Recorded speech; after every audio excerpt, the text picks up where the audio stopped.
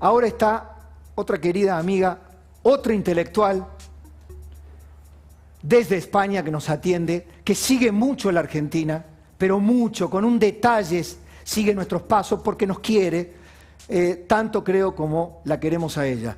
Querida Pilar, ¿cómo estás? Hola, hola, encantada de estar contigo, lo sabes, muy bien. Escuchando esa editorial tan fuerte, tan intensa y tan cargada de valores. Te felicito, de verdad.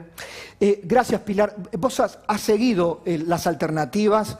Quiero que me des tu impresión sobre Alberto Fernández, sobre su relación con Cristina, pero te pido que desde tu perspectiva a la distancia analices esto que se convirtió en noticia internacional, ¿no? El vacunagate, el vacunatorio VIP, vaya. Escándalos sobre el vacunagate los ha habido en muchos países, pero en una proporción infinitamente menor. Y una cosa muy distinta es tener algún alcalde o algún gobernador o cualquiera, digamos, que se escapa e intenta vacunarse o lo hace de manera VIP, de manera privilegiada. En nuestro caso hemos tenido el escándalo de las infantas, quizá el más grande por lo que significa. Pero a pesar de que se fueron a Emiratos con el papá y allí se vacunaron, riéndose un poco de toda la ciudadanía, que al final todos están en la colita esperando que les llegue finalmente la vacuna. Pero el caso argentino es especialmente doloroso porque lo que hay en Argentina, el vacunagate, es en realidad la putrefacción del sistema. Entonces ya no se trata de uno que se escapa o de otro que le hace un telefonazo o de alguien que aprovecha un cargo. Se trata del propio sistema, porque hablamos desde la propia cúpula que tiene que dirigir el servicio público de un país, que tiene que dirigir la república y utiliza uno de los momentos más trágicos de su sociedad, como es una pandemia. Hablamos de miles y miles de muertos, hablamos de miedo, de desconcierto. Todos nosotros tenemos mamás que tienen 80 años y papás que aún no están vacunados. Mi mamá tiene 88 y cada día me dice cuándo me va a tocar. Y esa idea, esa convicción de que tienes una sociedad preocupada, asustada, esperando esa vacuna que es casi la panacea, el milagro para salir del miedo y de la herida profunda que deja la pandemia, y tienes unos gobernantes que aprovechan su cargo de la manera más soez para finalmente aprovecharse y hacerlo el cambalache que tú comentabas en el tango. La diferencia con algunos países europeos, Pilar, no sé el caso de España, y obviamente que en el caso de las infantas no, es que a muchos les ha costado inmediatamente la renuncia. Han tenido que dimitir. En la Argentina no renuncia nadie, salvo el ministro de Salud, y con ello casi quiso utilizarse la teoría del chivo expiatorio, ¿no? Como mínimo tengo que decirte que en los casos que yo conozco en Europa han sido casos puntuales y ciertamente después ha habido dimisión. En España el caso más sonoro ha sido el GEMAT, el jefe máximo de las fuerzas militares, de las Fuerzas Armadas españolas, que se vacunó y al momento tuvo que dejar el cargo. Como mínimo eso ha funcionado. Ha funcionado la falta de impunidad y el escándalo público. El escándalo público ha hecho mucho daño a cualquiera. El alcalde de Murcia hizo lo mismo, también le pasó. Pero lo que tienen ustedes en Argentina es un impudor absoluto, una falta de escrúpulos que va mucho más allá de que haya alguien que se aproveche del cargo. No. Yo creo que lo que ha habido ha sido un intento masivo, casi endémico de corrupción, vinculando esta vez a las vacunas. Como si la tradición de la corrupción en Argentina también pudiera llegar a algo tan sensible como es el tema de la sanidad. Pero yo creo que en el caso argentino hay un segundo nivel de impudicia que a mí me parece más sangrante, ¿no? Que es que mezclamos esa impudicia de utilizar el cargo para vacunar masivamente a los amiguetes, a los cargos intermedios, en fin, a todos los que tienes a tu ladito, con un populismo de izquierdas que usa la idea del pueblo permanentemente. Y entonces estamos en ese cambalache entre un discurso, un relato de yo soy el guardián del pueblo, yo soy el que sirve a las masas, digamos, con después utilizar tus privilegios y tus cargos para algo tan brutal como es vacunar a los tuyos. Hoy leía una entrevista de un argentino, Alejandro Chapide, que ha escrito un libro, no he leído aún su libro, que creo que se titula La traición del progresismo, el progresismo que traiciona, algo así, ¿no? Y en la entrevista explicaba cómo él, siendo un hombre siempre de izquierdas, se ha sentido traicionado por la izquierda. Y hablaba de estos valores. Yo me siento muy cercana a ese sentimiento y a esa idea, porque estoy harta de que la palabra pueblo se ponga en boca grande, pero con moral muy pequeña.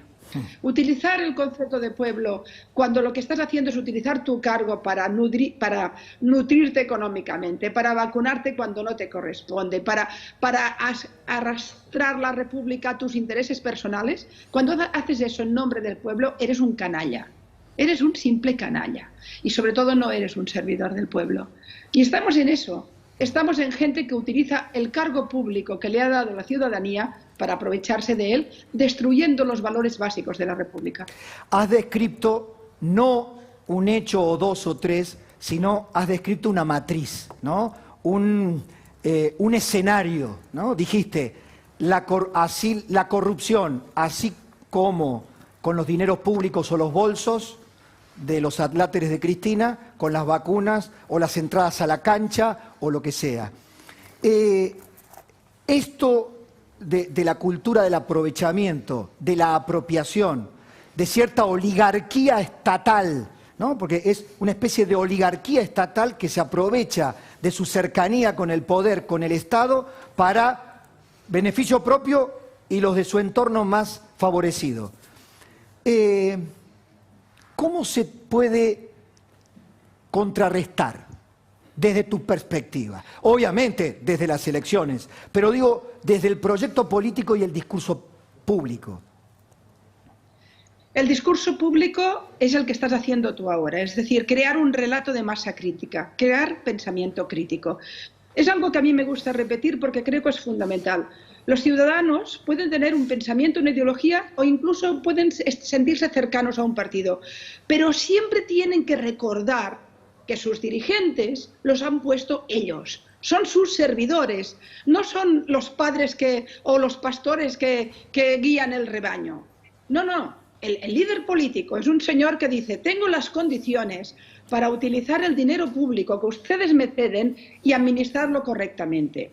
Voy a ser un servidor, porque si no soy un servidor de ustedes, el pueblo, la gente, la ciudadanía, entonces estoy traicionando lo que represento. Ese concepto del ciudadano, no el ciudadano que se casa eternamente con un partido o con un líder mesiánico o con una Cristina que de golpe es una Perón de 2.0 del siglo XXI. Todo esto es la antidemocracia, es la antiinteligencia colectiva. Hay que practicar la inteligencia colectiva y el pensamiento crítico. ¿Qué ocurre en Argentina? Como ha ocurrido en tantos países, no es el único, pero en Argentina de manera muy dolorosa, que hace 100 años que los ciudadanos no ejercen de ciudadanos.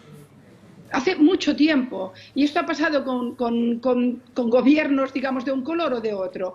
Y desde luego, la peor, desde mi punto de vista, traición, en democracia hablo, no hablo en dictaduras, en democracia, la peor traición es aquella que utiliza conceptos de libertad, de democracia, de justicia social, para pervertirlos brutalmente. Por esto a mí me duele más cuando el relato populista es de izquierdas, porque es el relato que secuestra, es decir, la gente cree realmente que la izquierda es más justa que la derecha.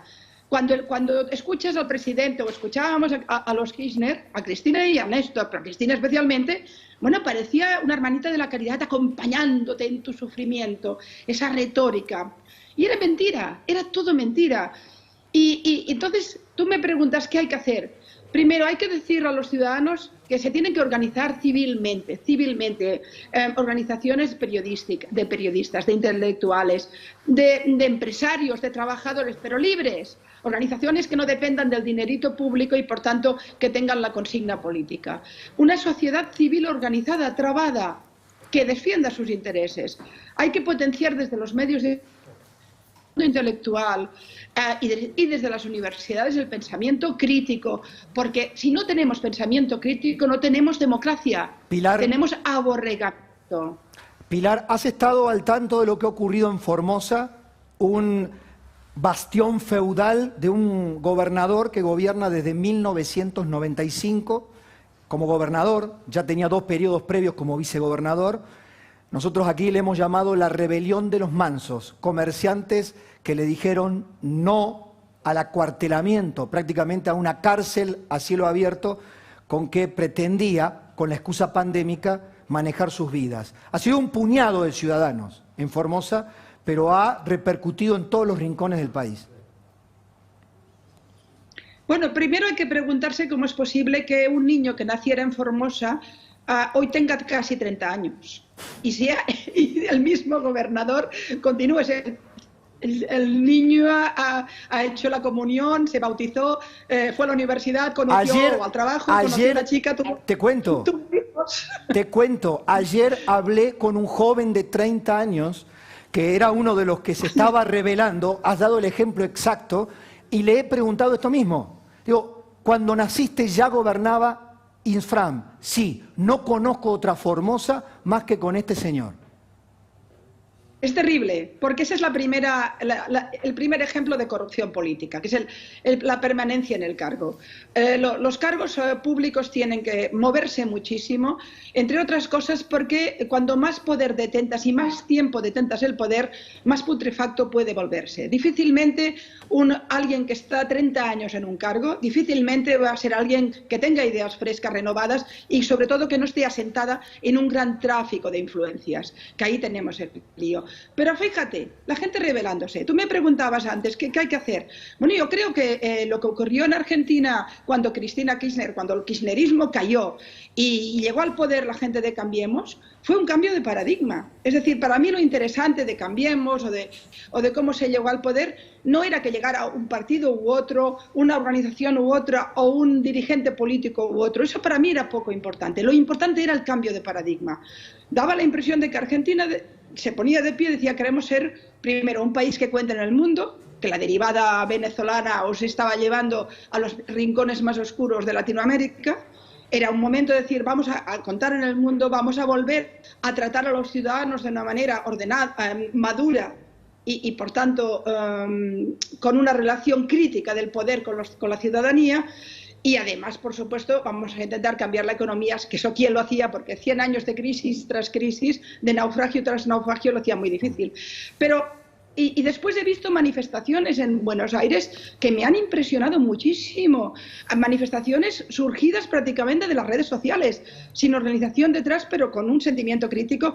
Yo creo que algo se mueve en Argentina.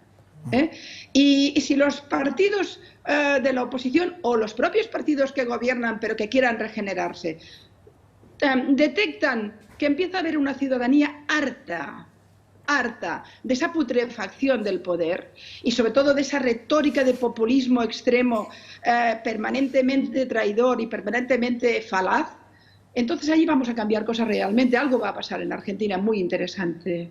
Te agradezco enormemente, como siempre, que nos ayudes a pensar. Te mando un beso muy grande. Gracias a vosotros. Gracias. La señora Pilar Rahola,